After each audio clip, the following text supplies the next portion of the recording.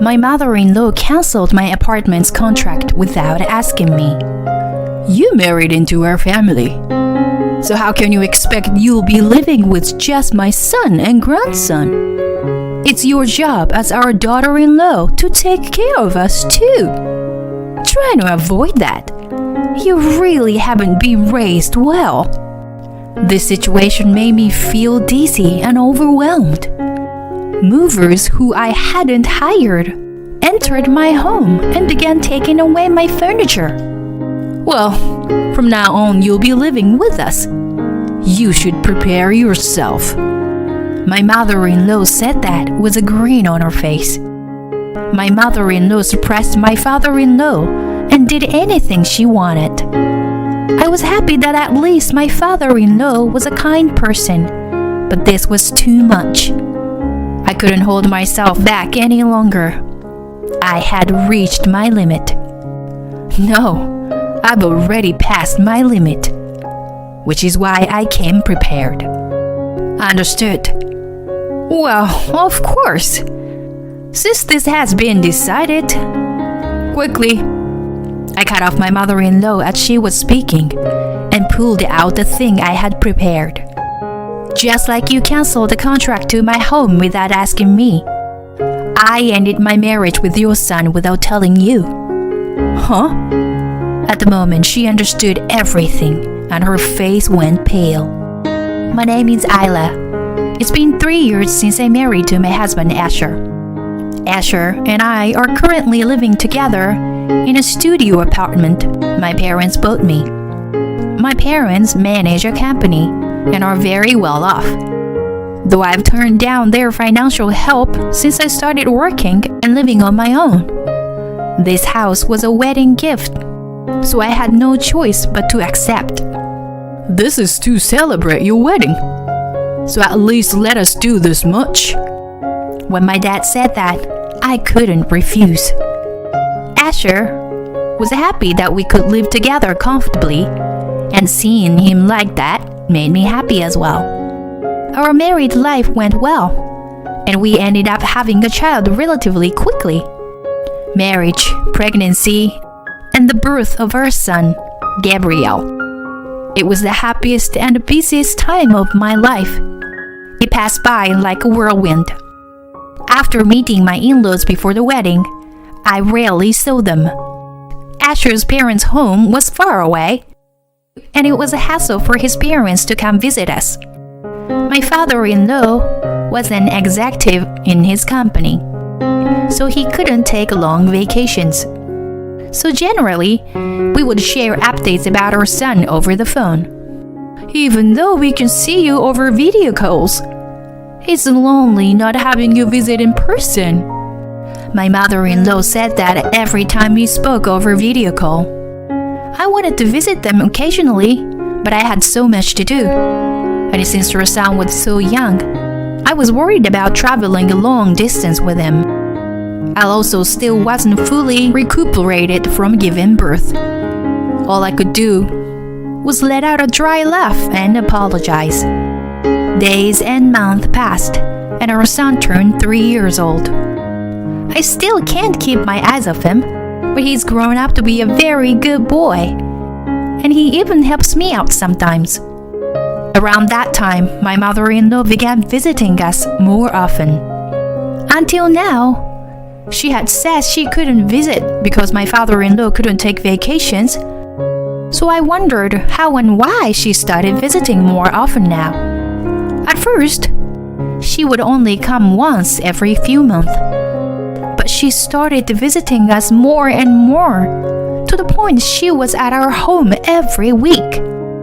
I've made a new friend recently. They drive me to here, my mother-in-law said, handing a new toy to Gabriel. Asher's father isn't with you? He's really busy. Even today he's working.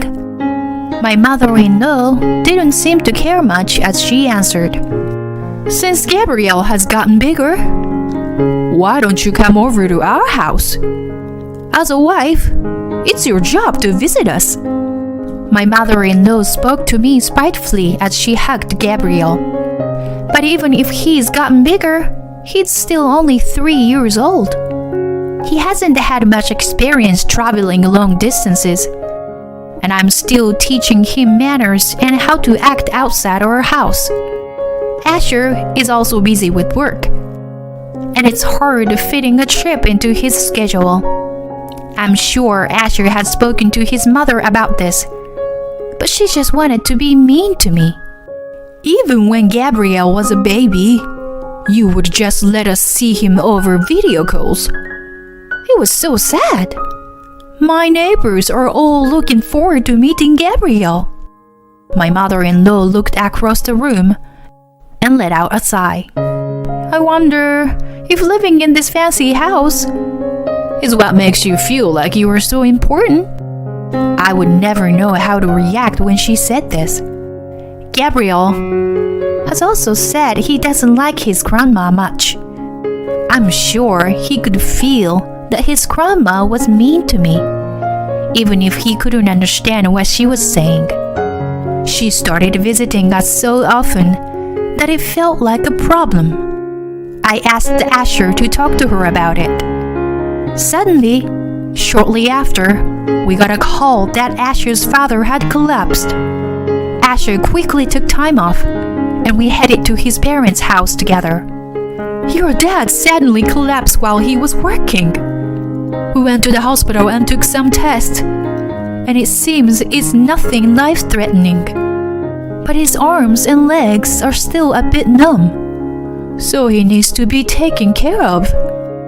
He's put aside his work for now, and is reading in his bedroom. Since the first time I met my father-in-law, he's always been a quiet person. He didn't say much, but he was always interested to hear about Gabriel. He would send us money and gifts for Gabriel, and in general, always treated us well. Though my mother-in-law seemed very worried, he was calm. I can't work like I did before, but I've saved enough money that we don't have to worry. It's not like I can't work at all anyway. It's not that serious, so you don't have to worry too much. His hands were a bit shaky as he closed the book he was reading. My mother-in-law ignored that and turned to me. Since he's like this, why don't you move in with us to help take care of him? I don't know what I'll do on my own. And since you are our daughter-in-law, you should at least do this much. But we have our apartment. I was worried about my father-in-law, but I wouldn't accept this that easy. We already signed Gabriel's up for preschool in our area. And considering my mother-in-law's personality, she'll bother me every day. I turned to Asher, hoping he would be on my side. But he was nodding along with what his mother said. Won't you be quiet? I'm telling you that's not necessary. So Isla and Asher don't need to move in. Don't force them into it. My father-in-law's words hang in the air. The situation was settled. That day we were able to return home without a problem. But my mother-in-law began to harass me more. Ayla, I want you to help me. Get here, quickly. She would call me to say that at least once a week. At first, I believed her, and I would rush over. But each time it was for something unimportant. There is a bug in the kitchen.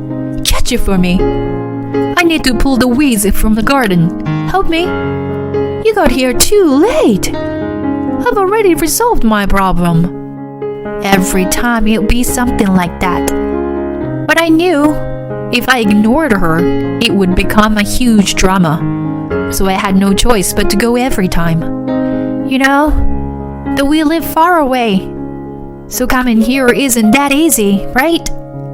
Please, don't call me over if it's not actually urgent.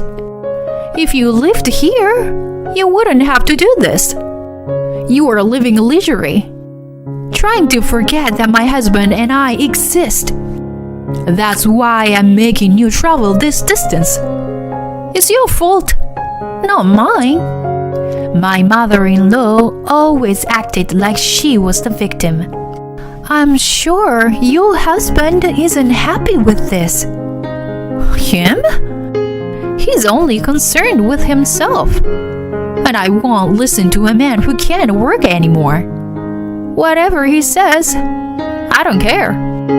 As she was saying this, my mother-in-law's friend called her on the phone. I'm going to meet my friend now. So, you can go home. If I have any more problems, I will call you. Mentally exhausted, I set out on a long journey back home. I've spoken to Asher about this countless times, but he just says the same thing as his mother. I can't move because of my work here. But you are not working, so what's wrong with you moving in with them? I can take care of Gabriel. I can't leave Gabriel to be taken care of by Asher alone. Little by little, I became more upset with Asher and his mother.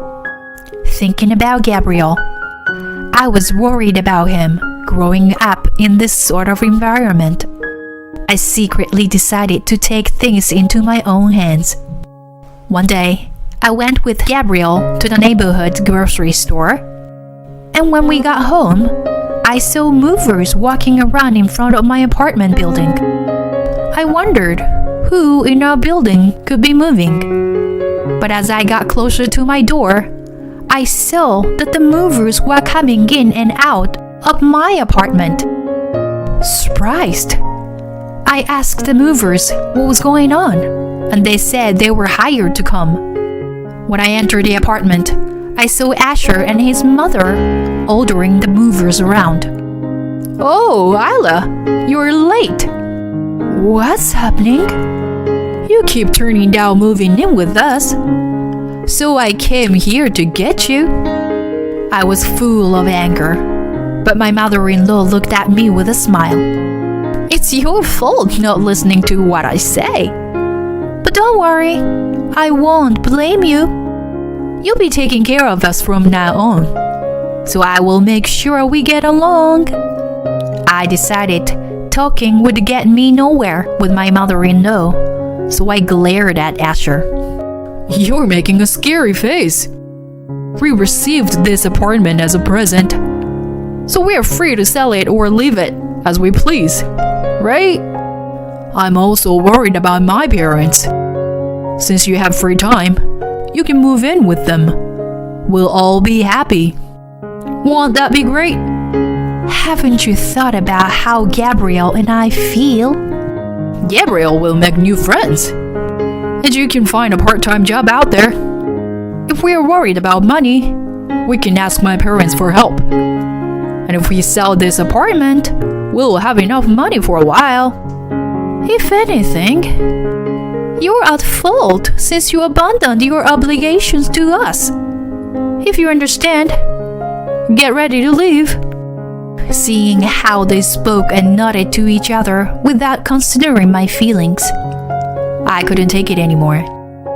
Fine. Yeah, I got it.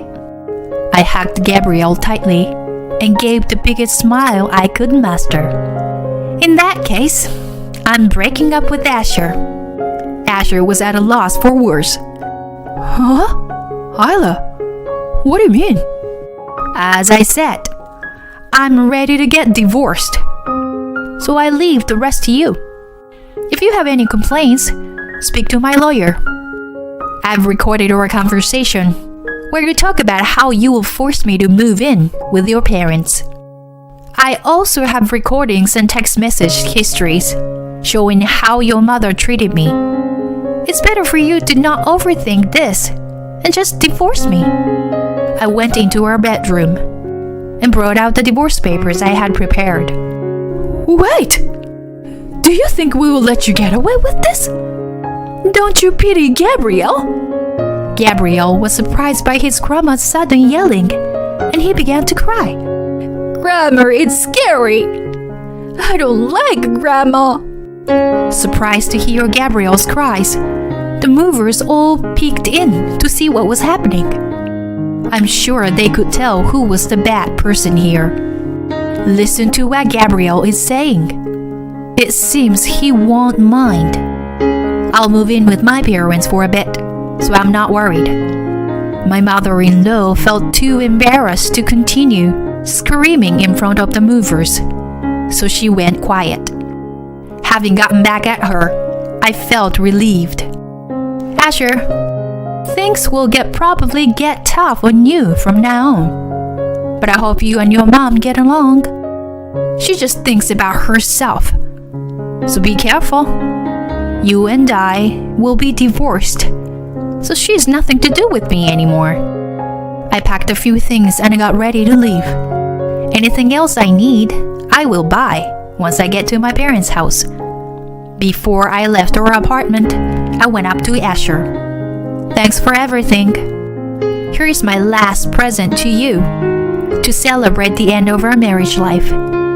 As Asher stood there stunned, and with our divorce papers in hand, I handed him a few photos. The photos showed Asher's mother holding hands and walking happily with a man we didn't know.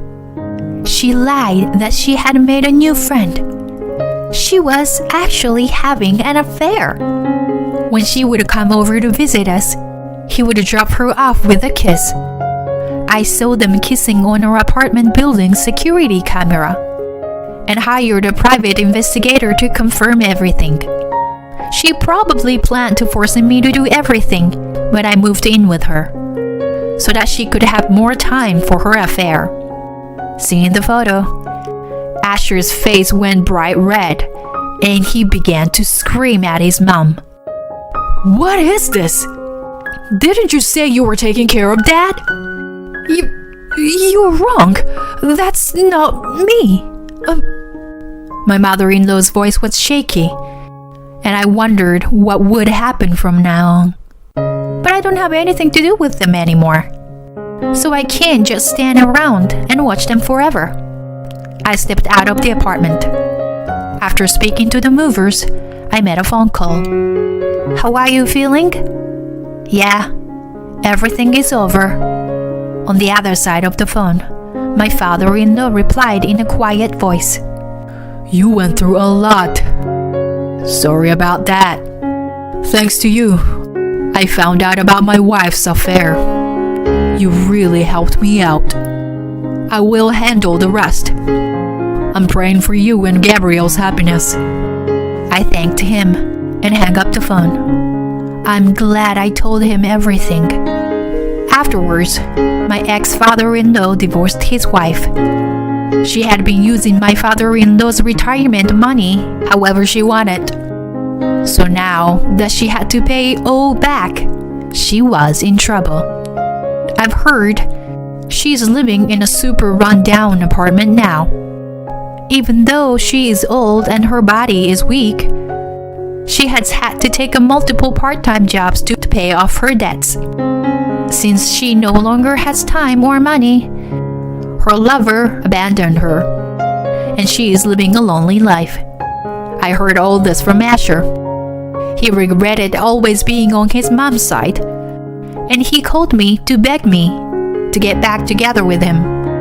Asher said he's also annoyed by his mother's daily complaints and requests for money. Sounds rough, but when I was going through a hard time, and I tried to turn into you, you weren't there for me at all. Bye. I hung up the phone, cutting off what Asher was beginning to say. I blocked his phone number and completely cut off ties with him.